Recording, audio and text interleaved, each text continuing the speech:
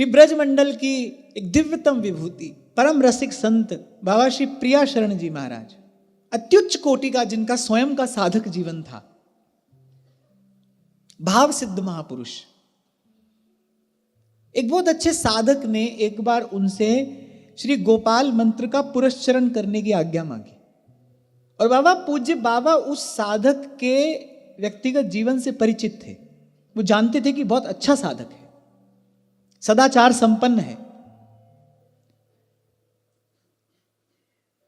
तो उस युवान साधक ने,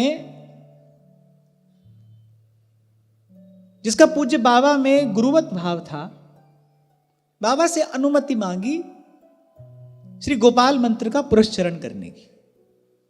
बड़ा शुभ संकल्प है और विरक्त साधक था। बाबा मौन रहे, 2 दिन पीछे फिर आने को कहा, कारण कि उस समय बाबा के पास कुछ और लोग बैठे थे। बाबा ने उस समय उत्तर देना ठीक नहीं समझा। एकांत में उस साधक को बुलाया और कहा, भावना तुम्हारी बहुत अच्छी है, किसी ना किसी प्रकार से तुम भजन ही करना चाहते हो, पर तुमने हमसे पूछा है तो हमारा तुम्हारे प्रति कर्तव्य है कि हमारी समझ में जो सर्वोपरि मार्ग हो वही तुमको बताएं। तुम गोपाल मंत्र का पुरस्चरण करोगे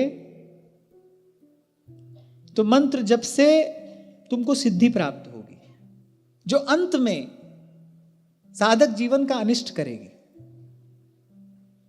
इसलिए तुमने मुझसे पूछा है तो मैं तो यही कहूंगा, सीधे सीधे भगवान नाम जपो। यद्यपि वो मंत्र भी श्री कृष्ण से ही संबंधित है और कुछ तो नहीं है।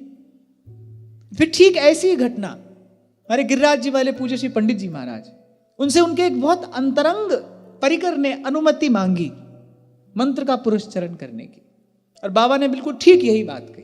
बोले, मंत्र जपोगे तो रिद्धि सिद्धि इनके फेर में पड़ जाओगे, यासु हम तो तुमको यही कहें, युगल नाम जपो। ये बात मैं आपसे केवल इसलिए कह रहा हूं कि विक्षेप केवल व्यवहार जगत में ही नहीं है, यहां भी बहुत द्वंद्व हैं। सीधा सच्चा मार्ग यदि हम चाहते हैं तो फिर इस विषय में तो मैं फिर कह रहा हूं, सभी सयाने एक मत हैं, राम नाम अवलंबन एक। सीधे सीधे भगवान नाम का आश्रय लीजिए। गुरु के मुख से एक बार नाम श्रवण कर लिया, अब सूधो चले आपने धर्म। नाम की कृपा से अनर्थ की निवृत्ति भी हो जाएगी, बाधा विघ्न विनाश हो सब शुभ संचार, जहां राम तेरे नाम का गूंजे जय जय का।